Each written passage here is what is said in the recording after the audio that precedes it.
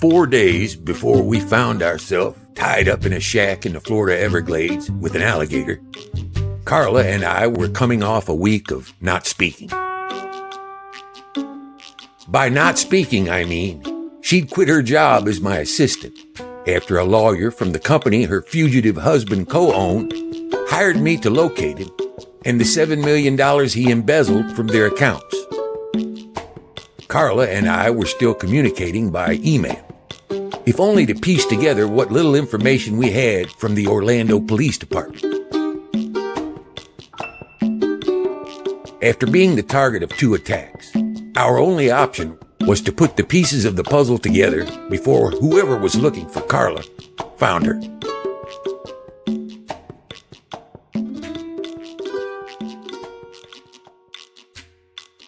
Laurencio Rios was on the run for murdering the ex-husband and son of one Lucy Rios, who had changed her name, acquired a new identity, and fled Florida for Michigan in the hopes of starting a new life.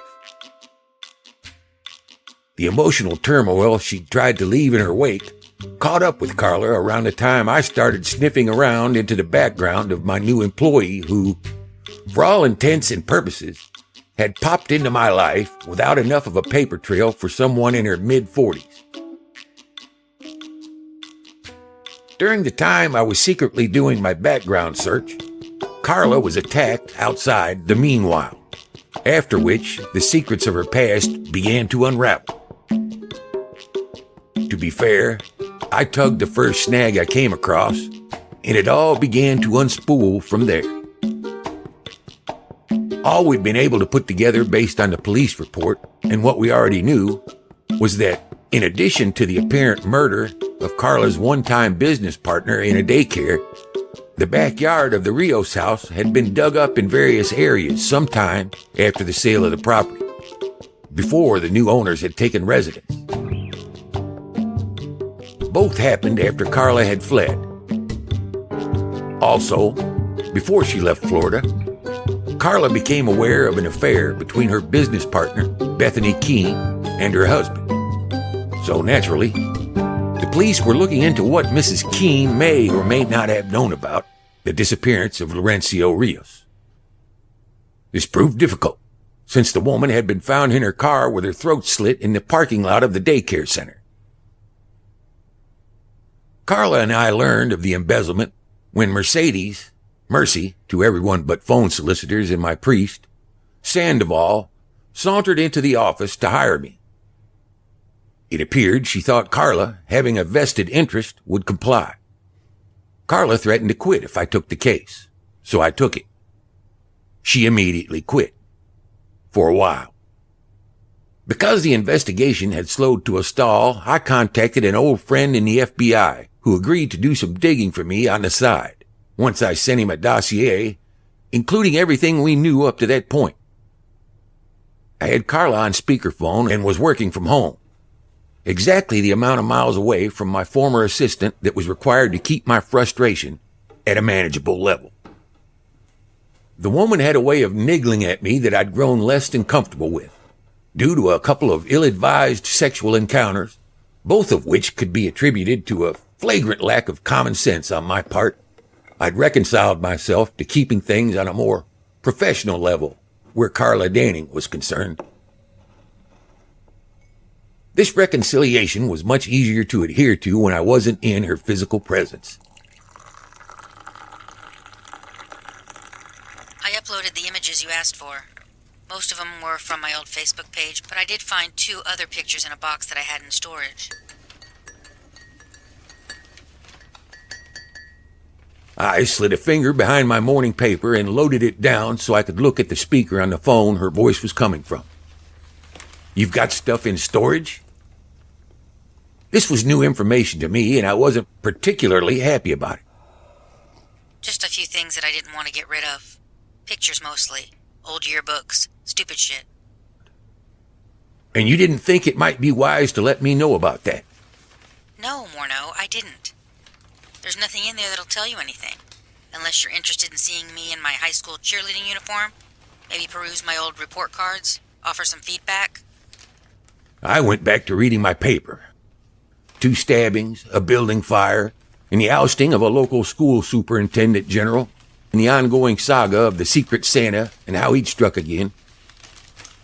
It was early November, and for the last month or so, some philanthropic citizen had been leaving wads of cash around town, in Salvation Army kettles, church offering envelopes, at soup kitchens, a local animal shelter, and once at a local school that was so run down there'd been talk of it closing. All anonymous, all in plain envelopes, and oddly, all in the amount of $118,056. Until the last drop, which was an even $500,000 left at a local halfway house. Secret Santa struck again. Morneau, are you listening to me? I just sent you the file. Just check it before I send it to your FBI guy. I set the paper down, pulled up her email, and clicked on the attachment. As soon as I saw the file size, I groaned. Criminy, woman! What are you doing to me? What? What's the problem now? I canceled the download and deleted the email. I don't look at images over 5 megabytes because it tells me that the sender does not yet understand the basic procedures. First, you create and save a high-resolution 300 dpi image for eventual printing. Next, you save a second image file using the Save for Web command under the tab in Photoshop. From there, you have 2 final files of each image. One, a high-resolution image, which uses interpolation to command a laser printer to output a file, and 2, a screen image, which is 72 dpi. The high-resolution image will be huge, 22 megabytes, for instance, like the flaming pile of shit you just sent me.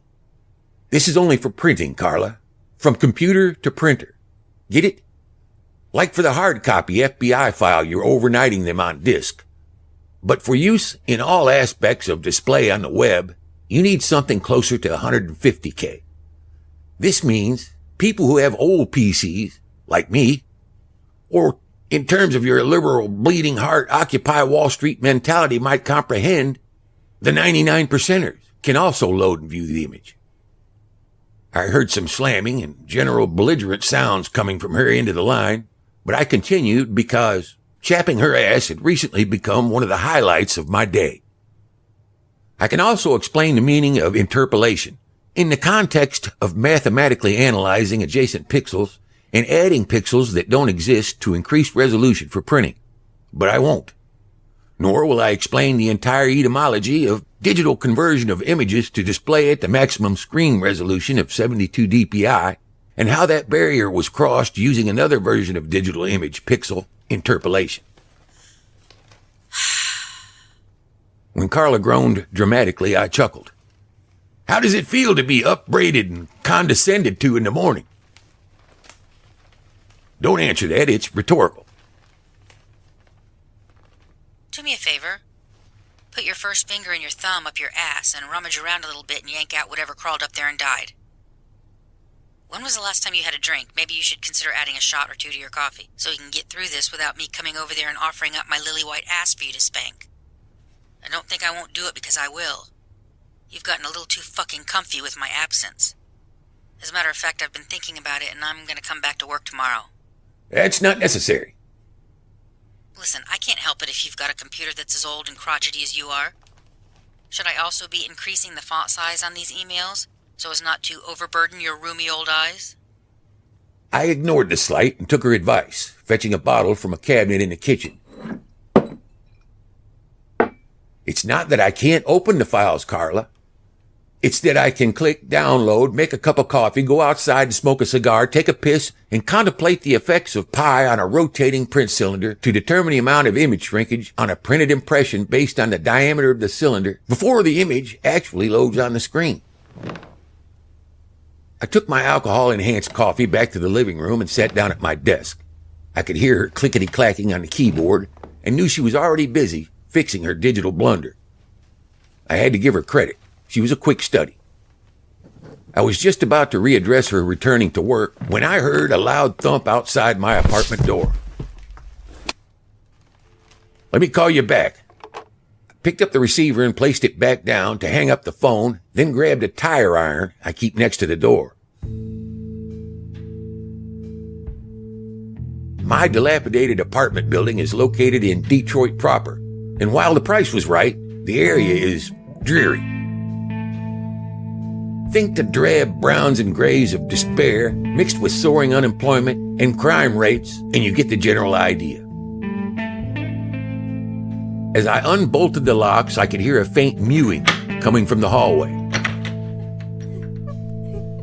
When I opened the door, I saw my across-the-hall neighbor lying on the floor.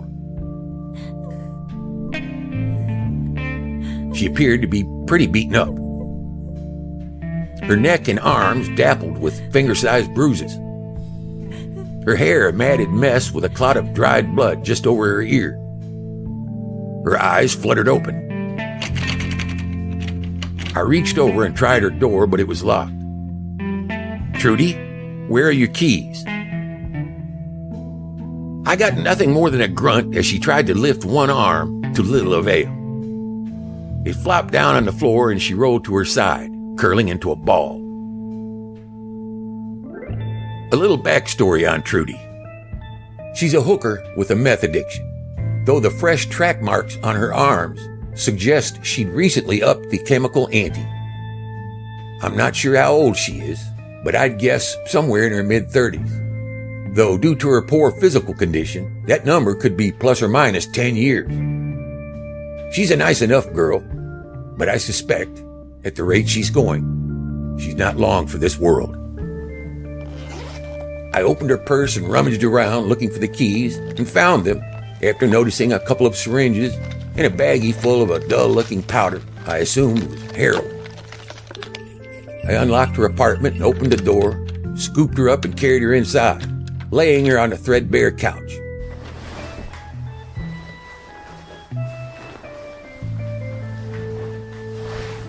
Her apartment was exactly like mine in layout. Kitchen off the living room, and a hallway that led to a bathroom to the left and a bedroom on the right. Unfortunately, hers made mine look extravagant by compare. She had a small television that sat on an old crate, the couch, an old rocking chair, and an upturned cardboard box posing as a coffee table. By the amount of cigarette butts in the ashtray teetering on top, I wondered how she hadn't burned the building down by now. I put a finger on her wrist to make sure she had a pulse, then wandered into the kitchen where I found a sink full of dirty dishes, a counter littered with an empty cereal box and ramen noodle containers, an overflowing garbage can, and a trash bag full of empty beer and soda cans. I pulled my cell phone out of my pocket and dialed. Carla answered on the second ring. "Yeah. "Can you come over? I'm at Trudi's." Why, what's wrong? Is she okay?" I looked over at the woman on the couch. "I don't think so."